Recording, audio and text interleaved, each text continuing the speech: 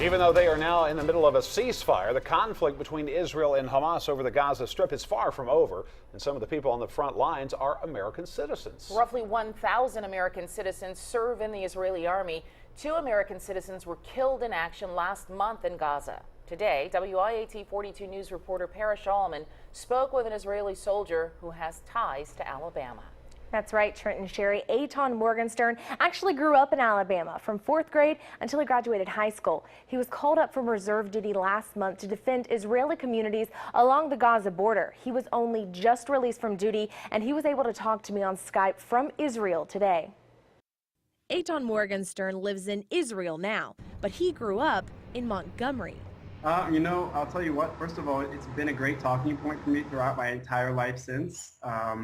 Whenever you meet someone in Israel who's from Alabama, it's kind of like, well, what were you doing there? So it's always a good conversation starter. Morgenstern lived a year in Israel as a child. After college, he decided to move back and served in the Israeli army, first as a soldier, then as a commander. After his service, Morgenstern got married, started a family, and then about a month ago, he got called back to the army. Get a phone call one night and they say, tomorrow morning be on base and we're going to have to get you ready to go back to active duty for a little bit. Eitan had to leave his wife and 10-month-old daughter alone to go fight along the Hamas-controlled Gaza Strip.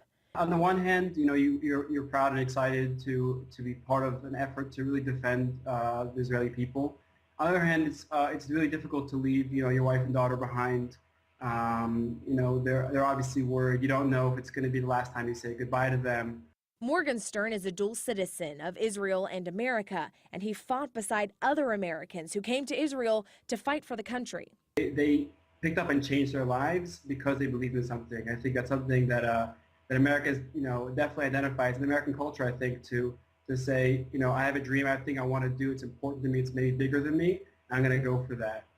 Eitan has been home for about a week. Now he says he's spending time with his family and hoping for peace. I don't think anybody knows how the end's going to look.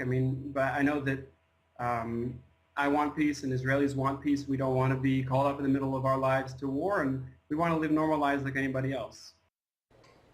Eitan, his wife and daughter are actually flying to the United States in just a few hours to visit some family in the United States. This will be the first time he's been back to the country in 2 years, and he says up until now he's been worried that they would have to cancel due to the war or because there is still a chance he could get called back to active duty anytime.